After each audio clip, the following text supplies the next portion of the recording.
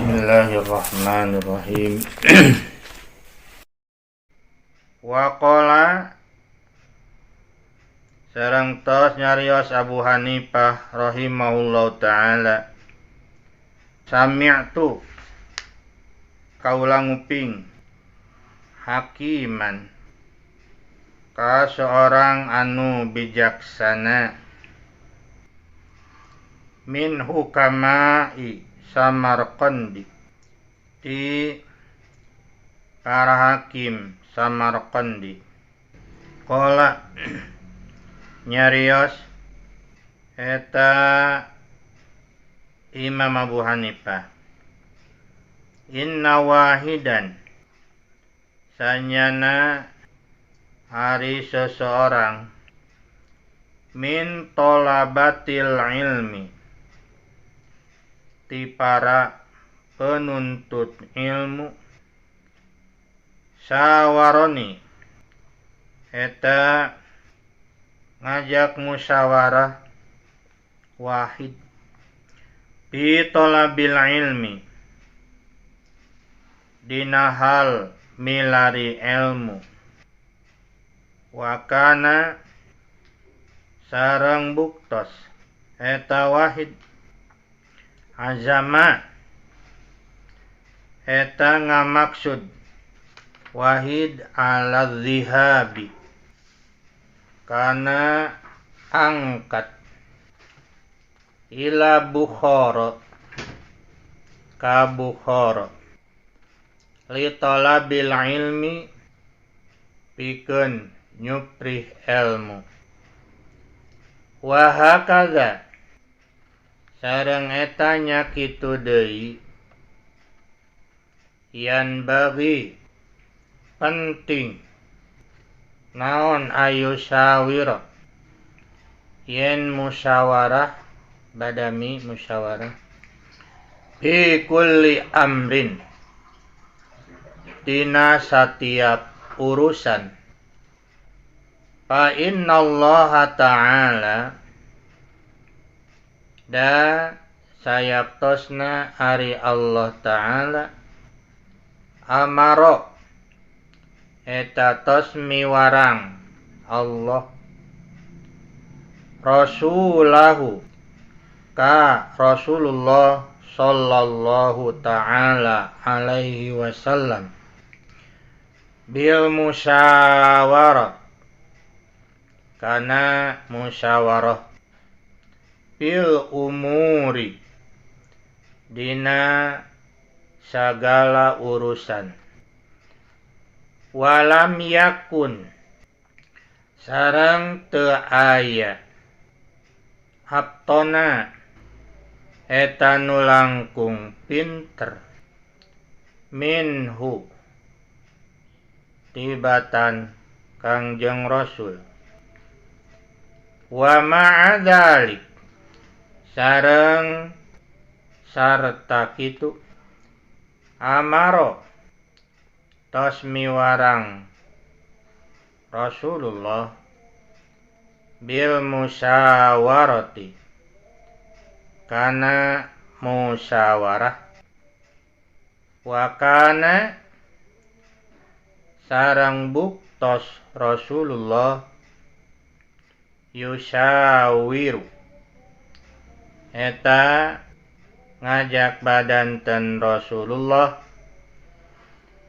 ashabahu ka para sahabatna fi jami'il umuri dina sadaya urusan,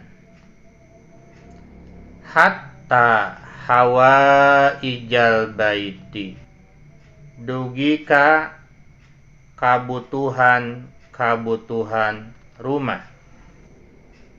Qala nyarios saha Aliyun Ali, ma halakam ru'un an musyawaratin, mahalaka maruksak saha imru'un jalmi an musyawaratin tina lantaran musyawarah.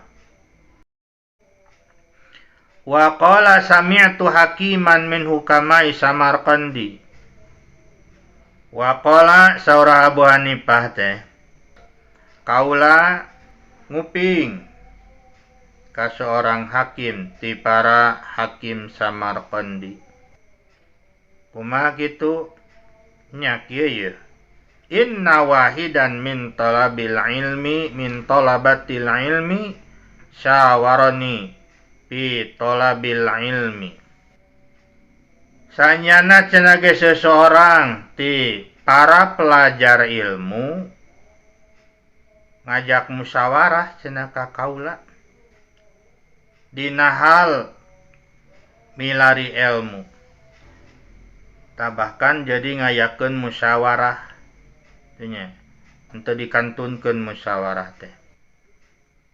Wa kana azama ala dhihab sareng anjeunna memang ngamaksud berniat berangkat ka Bukhara. Katalah kan Bukhara mah orang-orang naon pinternya. Pikeun naon make berangkat ka Bukhara nya li talabil ilmi. Pikeun mencari ilmu. Wa hakadza yanbaghi ayyusawira fi kulli amrin. Nya kitu deui cenah oge penting bermusyawarah dina sagalupa urusan.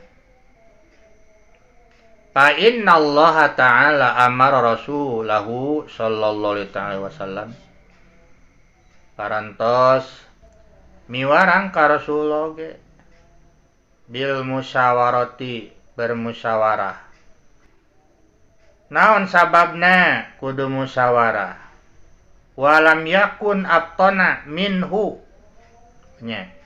Walam yakun abtana minhu. Padahal mah teu aya anu langkung pinter tibatan Rasulullah, tapi ternyata Rasulullah ngajak musyawarah.